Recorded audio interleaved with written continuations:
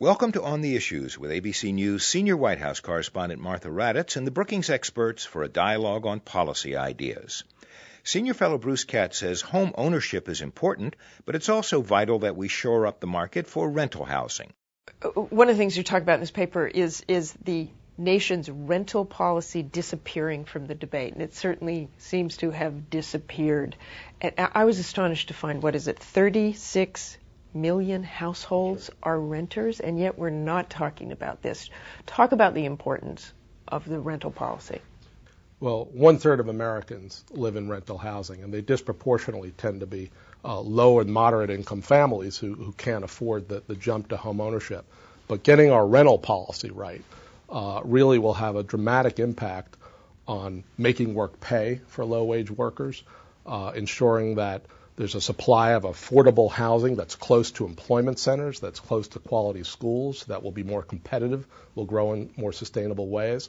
So rental policy matters substantially to a whole host of national priorities, but it's really been a second-class citizen to home ownership policies, which have dominated the housing debate and discussion for decades in this country. And how does the current housing crisis affect the rental policy? The subprime mortgage mess is going to put more pressure on rental housing.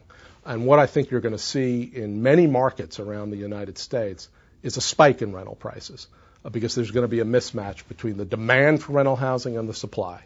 And so the federal government actually plays an enormous role in the real estate market with tax incentives, with capital subsidies, with the oversight of primary lenders, the secondary mortgage market. What we need is a purposeful and deliberate national policy that begins to expand the supply of affordable housing and grow the incomes of our renters. And what would you see in a national policy? Ideally, what would you want the next president to do? Number one is we've got to supplement incomes. Wages have stagnated for a good portion of our population, and that's why there's this disconnect between the incomes people make and the prices of housing. So the earned income tax credit or housing vouchers is a way to do that. B, we're going to have to work really closely with state and local governments to expand the supply of affordable housing and preserve the affordable housing that already exists. The states and the localities are in the driver's seat of this. They're doing a lot of innovative things over the past 15 or 20 years. They need a partner in Washington, and they haven't had one. So we're going to have to think of new ways to empower more production, more preservation out of our partners. And then lastly, we need to hold our partners accountable. I mean, we need to really measure our progress, not just on building housing, but make sure it's located in the right places. So we're going to have to join up housing with transportation policy because if we build the roads in one place and the housing in the other, all it's going to do is lengthen commutes. And we're going to have to join up housing policy with energy policy.